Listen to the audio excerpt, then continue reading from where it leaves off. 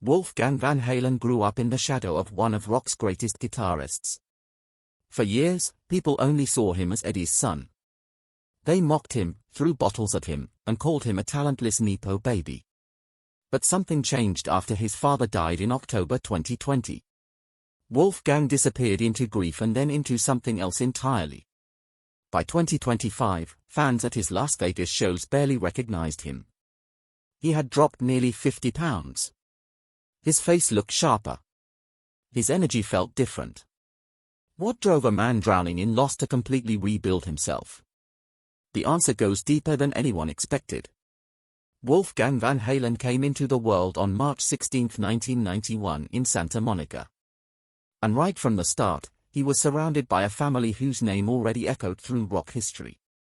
His father, Eddie, was shaping guitar culture long before Wolfgang learned to walk.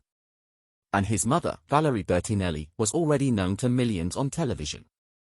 His roots stretched across Dutch, Indonesian, English, and Italian lines, giving him a background as mixed and colorful as the music he would grow up loving. Even his name carried a story because Eddie chose it as a nod to Mozart, a reminder that the family's love for music stretched far beyond rock. For most of his early years, Wolfgang moved through life without knowing how famous his dad really was.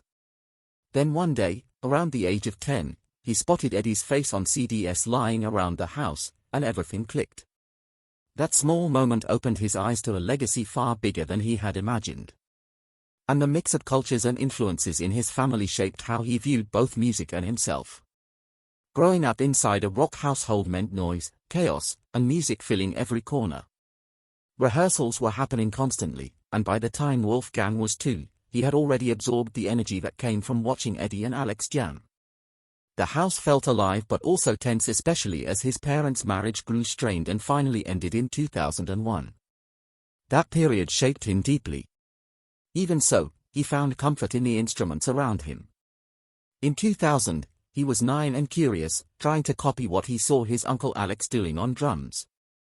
He watched, mimicked, and started building a rhythm that made sense only to him. He got a few lessons from Alex, but most of what he learned came from teaching himself. Eddie noticed how much he loved playing and gave him his first drum set when he turned 10 in 2001.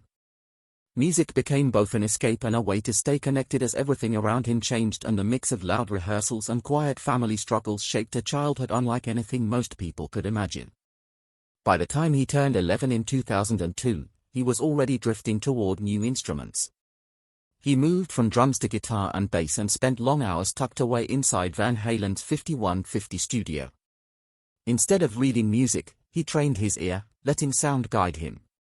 Eddie didn't tutor him in a strict way. He simply shared simple beats here and there, like the rhythm to Highway to Hell, but left the rest to Wolfgang. Instead of copying his father, Wolfgang studied tabs of bands like System of a Down.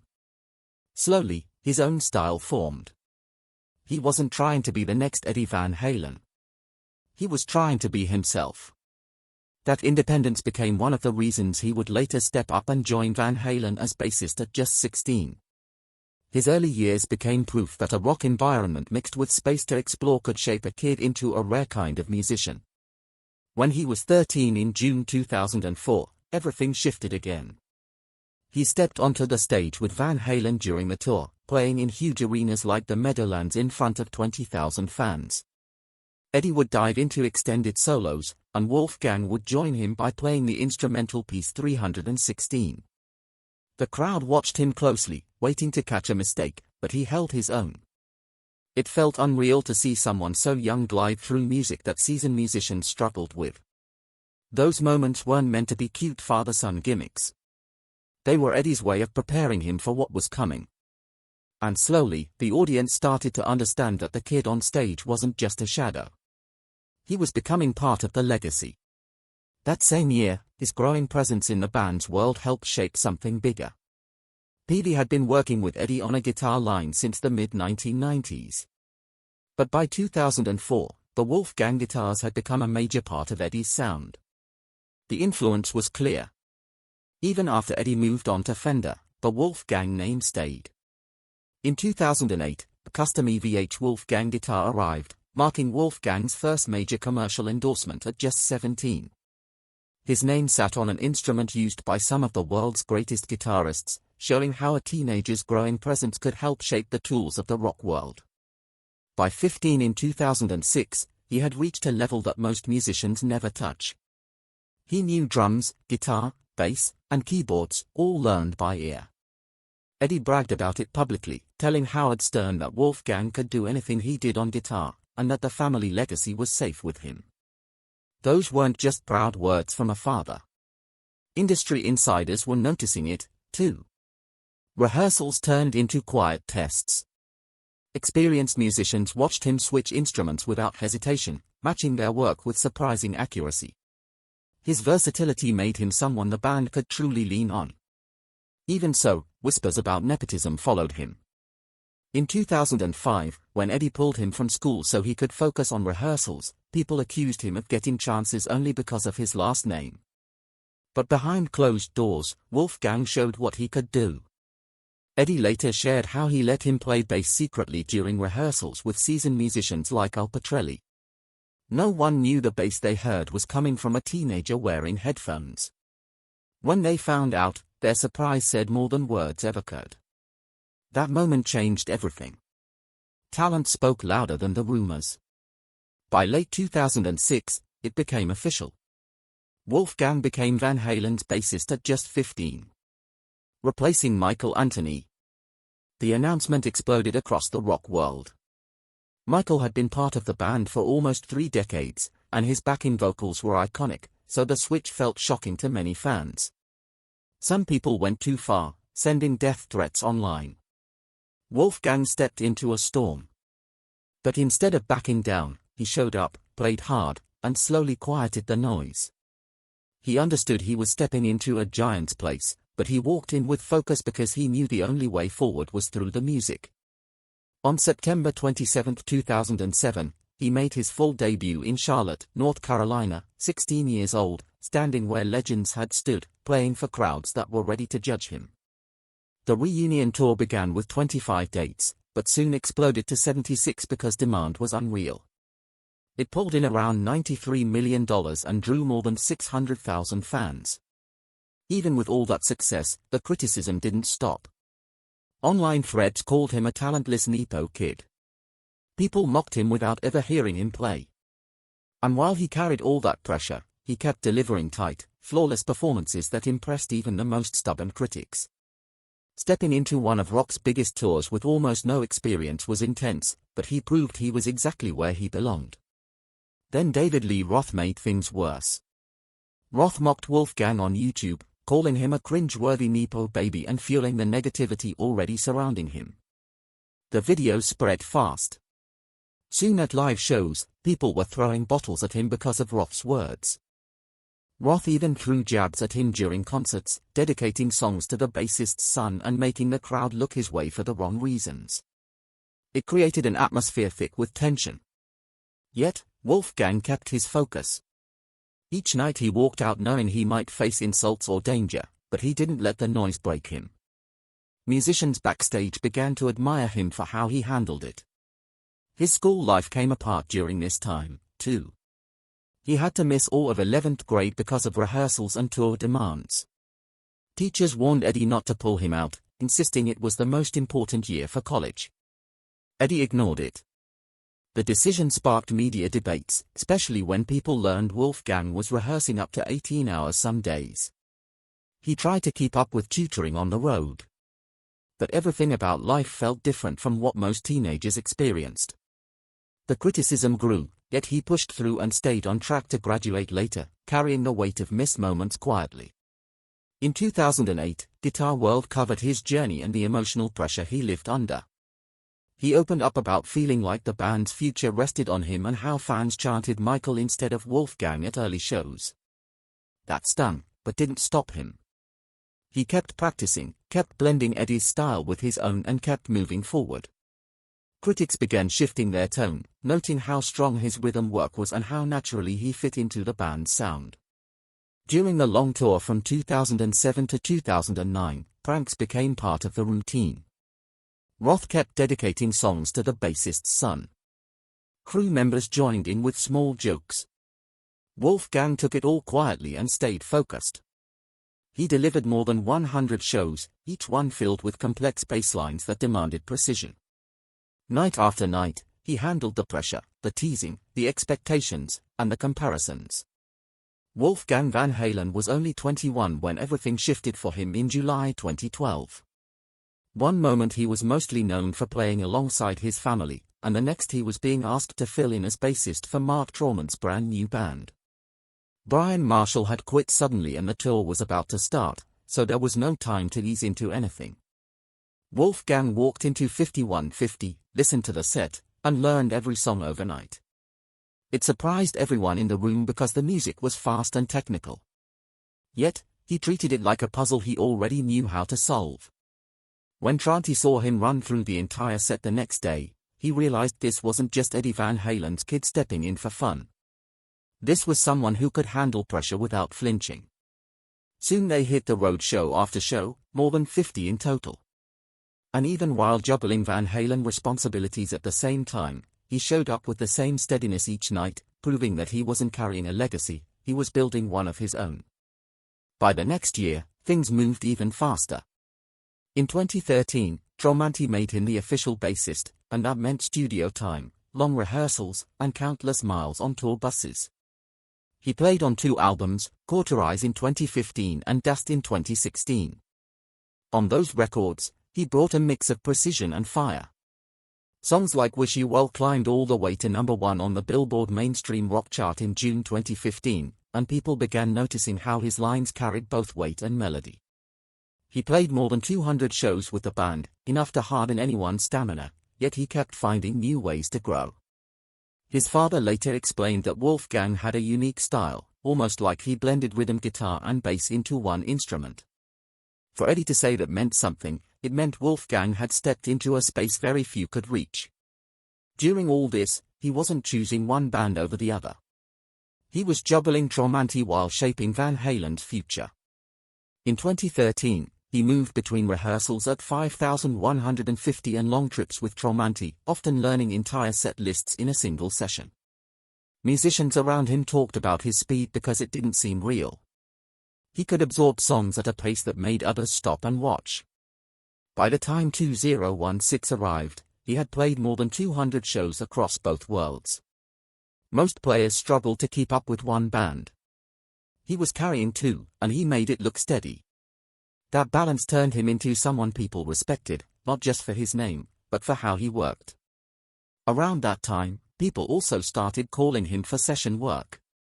Back in 2012, he had stepped into Hailstorm's album, The Strange Case of, and played bass on Love, Hate, Heartbreak. He was only 21, but he slid into the song as if he had been doing sessions for years. The band had been recording at 5150, and Wolfgang happened to be there.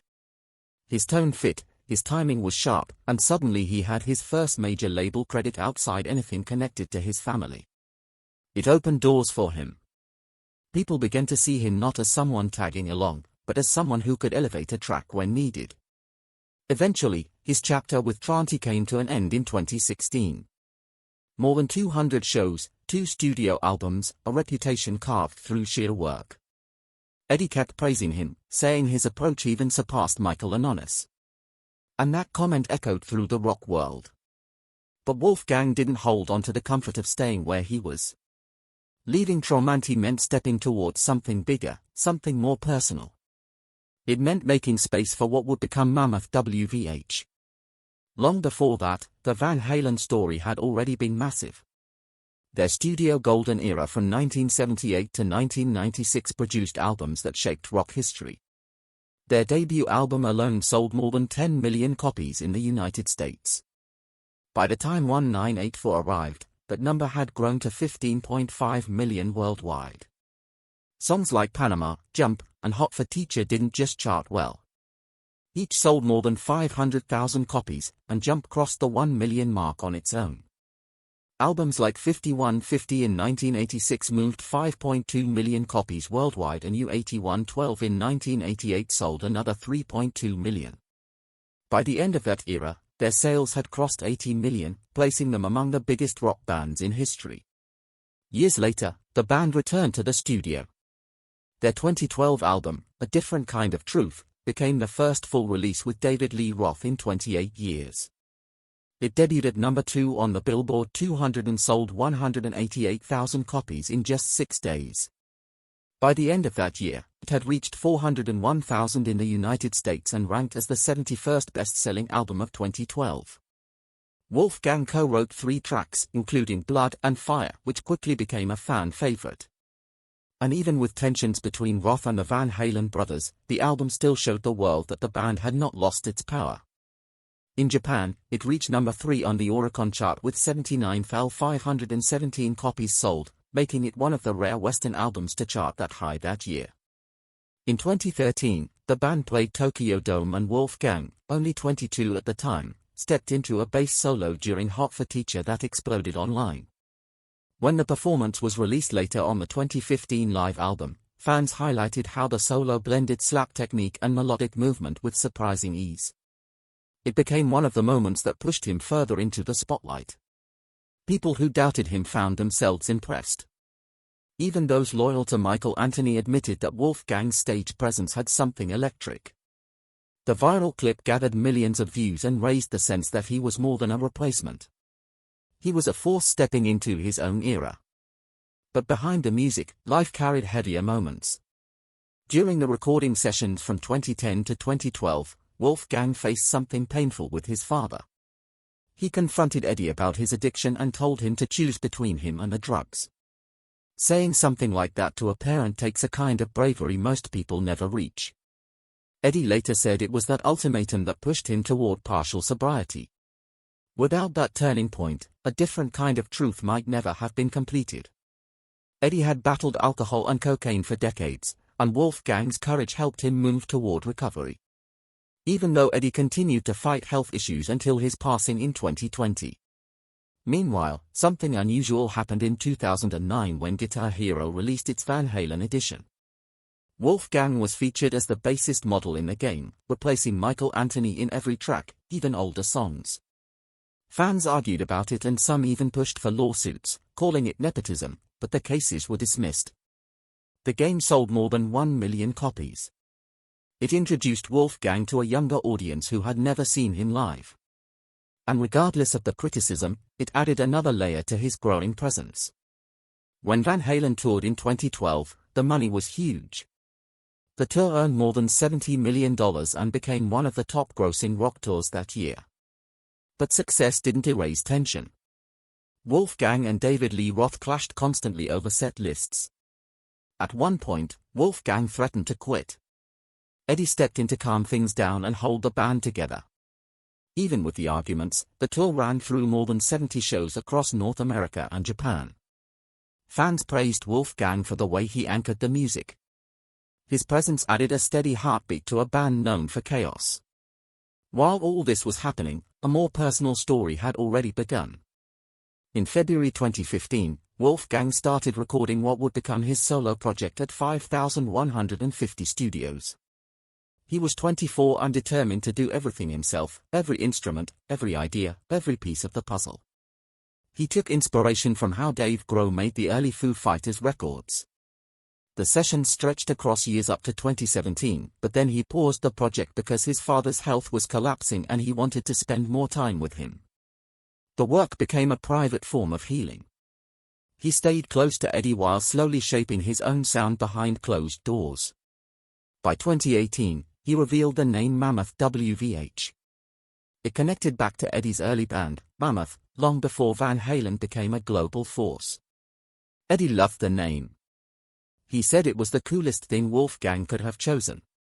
Still, Wolfgang hesitated to go public. He was afraid people would attack him for riding on his father's legacy. But naming it Mammoth WVH wasn't about hiding behind anything. It was a way of honoring the past while carving out something new. The world finally heard the full project in 2021, and it marked his shift from a supporting role to a frontman with his own identity. A softer moment came in June 2019 when he appeared on his mother Valerie Bertinelli's Food Network show. He was 28 and dealing quietly with his father's declining health. Yet, he still managed to smile and talk about finishing his debut album. It was the first time he publicly said the album was done. The moment felt warm and calm, even though everything around him was heavy. But the heaviest moment found its voice in the song Distance. He had written it back in 2018 when his father's condition was getting worse. The lyrics came from hospital visits and late-night fears.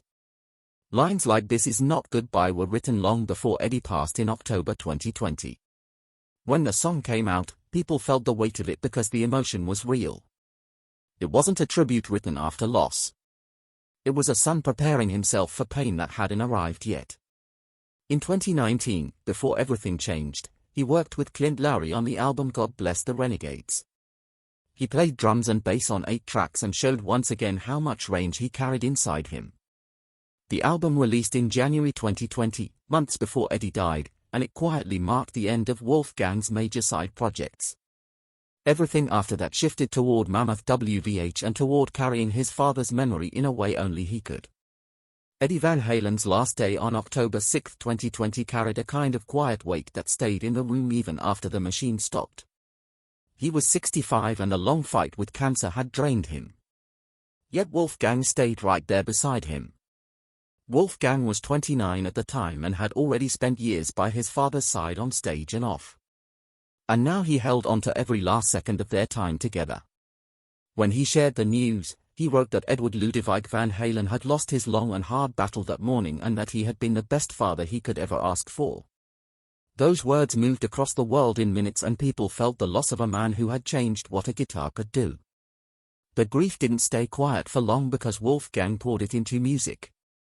On November 16, 2020, he released Distance, a song meant for his father, and it raced up to #1 on Billboard's mainstream rock chart. The streams crossed 10 million within weeks. Every dollar went to the Mr. Holland's Opus Foundation, a way of letting Eddie's love for music reach other kids who needed a chance. A month later, when people asked what would happen to Van Halen, Wolfgang made something very clear. He said, "No Eddie, no Van Halen." And he said it on Howard Stern's show with a voice that didn't shake. He had been offered tribute tours, even ones rumored to touch $0 million, but he refused every one of them. For him, it wasn't money. It was his father. Van Halen's last album had come out in 2012, and that was the only one Wolfgang ever recorded with them. Continuing without Eddie felt wrong to him, so he closed the chapter. Fans understood. It felt like the right kind of goodbye to a band that had shaped decades of rock. Right after that, Wolfgang stepped into his own world with Mammoth WVH, his solo project. When he released his debut album on June 11, 2021, people discovered that he had written, sung, and played every instrument. It was a full picture of who he was when no one else was in the room. The lead single, Distance, hit #1 again, and critics started praising him for talent that stood on its own. He had started the album's ideas back in 2013 after the A Different Kind of Truth tour, but he waited because he wanted the music to feel like him, not an echo of anything else. When the album finally arrived, the reaction proved that he had carved his own path. The next year brought something he never expected. In 2022, Mammoth WVH got a Grammy nomination for Best Rock Song with Distance. It was his first nomination and the first for Explorer One music group. He reacted the way any son with a heavy heart might. He posted "Holy" and let the surprise wash over him. By then, Distance had already tied a record by matching Glorious Sons for the most consecutive #1s from a debut album. Then, Don't Back Down climbed to #1, too. What people heard wasn't just sound. It was grief, love, and skill, all mixed into something real. That year also took him on the road for the Young Guns tour with Dirty Honey. It stretched across 40 dates in the United States and Canada. The tour had been delayed because of the CO surge. But once it kicked off in February 2022, Wolfgang stepped out with a confidence that kept building. At first, he performed alone, but crowds kept getting louder, so he added a full band made up of Frank Sidoris, John Jordan, Ronnie Ficarro, and Garrett Whitlock. The energy changed instantly. Songs that were once studio creations now roared through theaters with a pulse that people could feel in their chest. By 2023, he had more to say, and Mammoth Bennett arrived on August 4 of that year. It hit #1 on the UK Rock Albums chart and climbed into the top 10 in Scotland. Another Celebration at the End of the World shot up to #7 on the mainstream rock tracks chart and became one of the most talked about songs of the year. The pink cassette edition even sold 50,000 copies, turning into a small collector moment. Reviews kept pointing out how much heavier and darker the music sounded compared to the first album. Songs like Right and Better Than You carried a sharper edge. He released it through BMG, showing that he was ready for a new direction. Then came a moment no one saw coming. Wolfgang played guitar on Just Ken for the Barbie soundtrack in 2023. Mark Ronson wanted him for the mammoth guitar tone he could create, and Wolfgang added both soft textures and a wild solo, while Slash joined him for the final parts. The song exploded everywhere and crossed 500 million streams. It even reached the Billboard Hot 100, and when he performed it live with Ryan Gosling at the 2024 Oscars, it felt like rock walking into a world that didn't usually expect it. Not long after, in 2023, he went on tour with Myles Kennedy, playing more than 50 dates and pulling in about $20 million. Some nights he opened for Metallica. Other nights he co-headlined with MLY Crew and The Leopard in the UK. During that run, his single I'm All Right climbed to #5. Fans who had once wondered if he was only riding his father's name ended up chanting along to every word. That shift was powerful. The recordings from the shows carried that same spark, and people kept talking about how alive the performances felt. By 2025, Wolfgang had changed the band's name from Mammoth WVH to simply Mammoth. The timing matched a shift in the music. He leaned into a heavier sound shaped with producer Michael Basquiat, who had worked with Alter Bridge and Slash. Critics started noticing the new identity taking shape. The branding, the shows, the tone, everything felt sharper. It was clear he wasn't trying to relive any old memories. He was building something new piece by piece. Still, even as things moved forward, his father's loss stayed with him. In a 2025 interview with Metal Hammer, he said he had gone through a spiritual crisis that felt like a black hole. He talked about how the pain came every day and how it changed his lyrics. Mammoth too carried that weight and fans felt it. Many reached out with their own stories of loss and the connection grew stronger. His openness helped people see the human side of the music. It wasn't just riffs, it was healing. That same openness carried into the next year when he released The End on October 24, 2025. It climbed to #3 on the US hard rock charts. He wrote and played all 10 tracks and the album ran for 39 minutes. Michael Elvis Basquiat produced it at 5,150 studios. The first single, also called The End, came out on May 1, 2025 with a video directed by Robert Rodriguez and Greg Nicotero. The clip featured Danny Trejo, Myles Kennedy and his mother Valerie Bertinelli. It crossed 5 million views. The next single, The Spell, dropped on July 9 and topped the Czech rock charts with more than 6 million views of its video. Those songs carried the album forward and helped make it one of the highlights of the year. Then came the End Tour for 2025 and 2026. It started on March 5, 2026 in Buffalo and finished on April 4 in Prior Lake after 19 dates. It moved through Toronto, Montreal, Atlantic City, Knoxville, Grand Rapids, and Cincinnati. Bands like 10 Years and James and the Cold Gun joined as support. Tickets had gone on sale the previous December, including VIP packages. The tour drew fans from across North America, and soon after the run ended, the European leg was announced. The momentum stayed high. The videos kept feeding the album's energy. The End video reached more than 5 million views. The Spell pushed past 6 million. Live clips from I Really Want To and the final single Same Old Song helped push the album to #77 on the US charts. Festival slots through 2026 added more fuel. Limited edition vinyls and signed inserts became quick sellers among collectors. During all of this, Wolfgang's personal life settled into something steady. He married Andrea Alop on October 15, 2023 after getting engaged in 2022. He said later that she kept him grounded during the stressful recording period for The End. Her support helped him handle the weight of expectations and the growing pressure from the band's success. Some of that sense of stability slipped into the album's themes, giving the music a quieter strength beneath the noise. Looking ahead, Wolfgang hinted that a follow-up to The End was already in motion. He planned to release unreleased tracks from the 5,150 archives that his father had recorded. These songs, expected in 2026, became one of the most anticipated releases in rock, giving fans a chance to hear something that had been hidden for years. It felt like another way of honoring Eddie while still moving forward.